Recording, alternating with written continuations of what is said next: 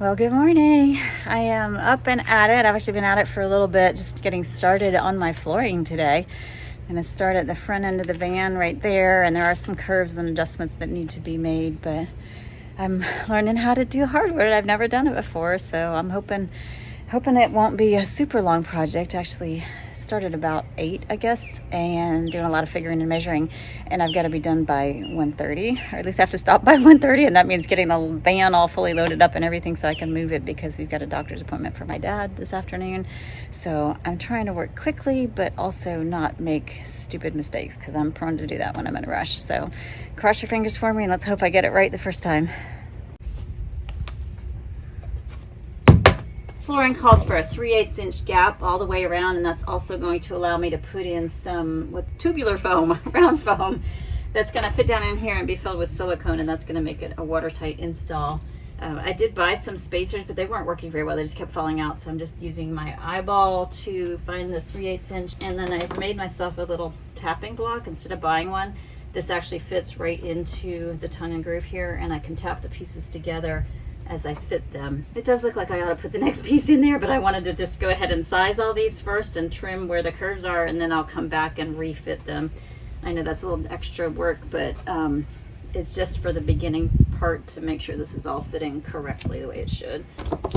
And then I have also cut these pieces a little shorter just so I can stagger them, because it's nice to have a good consistent pattern of the staggering. You don't want them all just lined up with a straight line. This is a full board right here, and it does not need to be trimmed.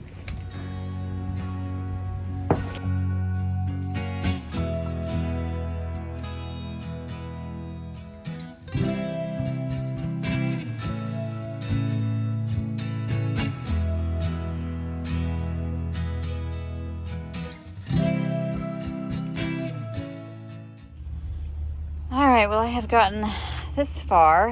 I had hoped to get it all in, but it's taken a little longer than I thought.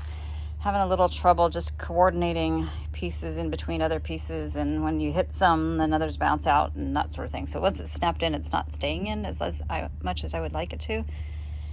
So that's taking a little bit longer, and then just making sure the pieces are mixed up so I don't have like pattern repeat on pieces that are side by side.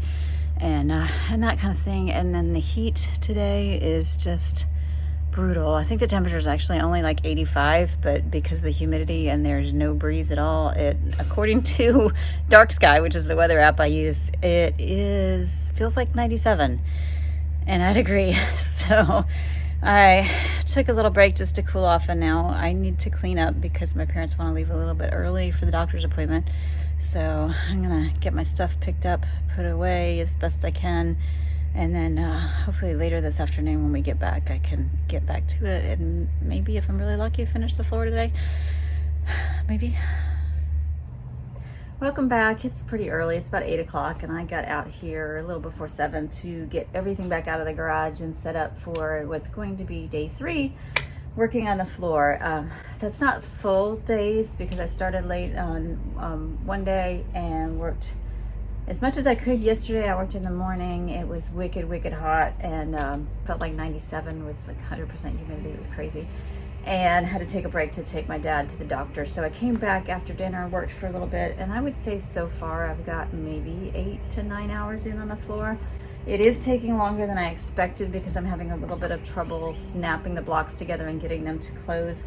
I think this would be easier in a house where you're working up against a wall and you have spacers, and the spacers I bought are not working out because they keep slipping, and I've got expansion space around the edge of my plywood, and the spacers just want to fall down into that crack. So I've actually shifted to using pieces of 3/8 inch plywood that I had left over that I think will work better to keep that 3/8 inch gap that I need around the edge of the van.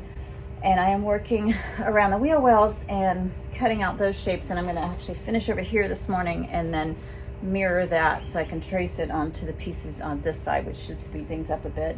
And then hopefully I'll get all the pieces back together again. I had a lot of them placed and had to pull them back up to again adjust this wall, which is the starting wall, and then I'll be ending over by the door and doing my best to keep the ends pretty straight, although I will be adding finished molding so that they look nice.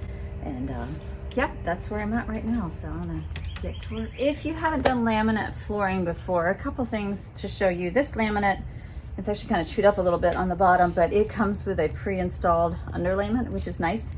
It's only 2 millimeters thick, so it's not real substantial, but because I've got the cork under the plywood, I've got some extra cushion. And this is tongue and groove, so I don't know if you can see, but right here, this is the tongue side right here. It's got a little lip on it, and then take that back. This is the tongue side, and this is the groove side, and they snap together from piece to piece. However, it's very easy to get the corners damaged here or here, and I actually had almost a whole box of flooring, I think 7 pieces, that came damaged, like the box had been dropped and so these corners were damaged. So I'm gonna have to return that, but luckily I have a whole extra box in the house. I ordered extra just for that reason, or just because I had to make some weird cuts, or because I might make mistakes. So when you're ordering your flooring, make sure to buy extra, because number one, you don't want it to run out, but also the colors may change from batch to batch. So if you order 1 month and then go back another month later, you might get a significant difference in the color, even if it's the same labeled color. Something else, as you're cutting, I am using tape and I'm marking my lines this way, which actually helps to protect the finish of the flooring. It's a very thin top layer, and the saw blade can do some damage to that. You could also cut on the back side if you wanted to. Depending on what kind of saw you're using, it's better to cut from the back, I would say, with a circular saw. I'm using a jigsaw for these cuts, but you can see right here, there's a little chip. Hopefully you can see that little chip right there. And that is from cutting and not having tape right there. This is going around the wheel well, and it's actually going to be covered by the wheel well box, so that doesn't concern me so much, but I certainly wouldn't want that on a piece that's going to be showing on my floor. So just a couple of cautions for you. I'm a beginner, so I'm just sharing what I have learned recently. Definitely not an expert, but there are some good videos on YouTube, and this is from Mohawk. I bought it through Costco, and actually on the Costco website, if you go to the product page and scroll way down for additional information, they have nice videos provided by Mohawk that tell you exactly how to install this specific flooring, or the specific flooring that you purchase, which I found was very, very useful. I was just telling Andy a little bit ago that I think by the time I've completely installed this floor, I will have installed it 4 times over because of putting things together and taking them apart. But I finally have gotten my way around the wheel well. I'm happy with it. Now I can transfer those measurements over to the other side when I'm ready.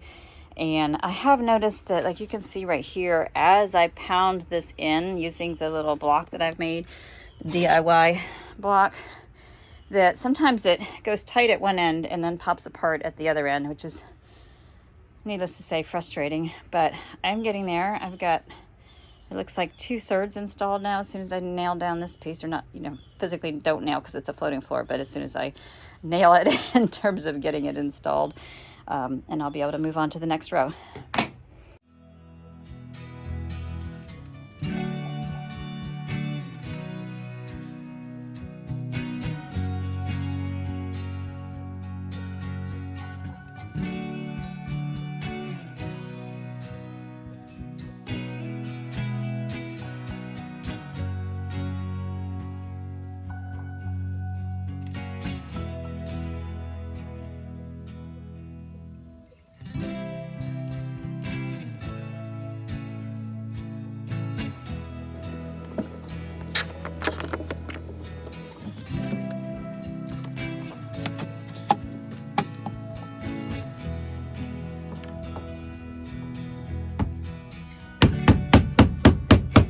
Well, would you look at that? I have an almost finished floor. I am down to my very last piece. It's gonna snap in right here, just like that. And I'm gonna tap it in a little bit. And then I've got one place over there by the door that needs to be tapped in to be tightened up a little bit, and my floor is done.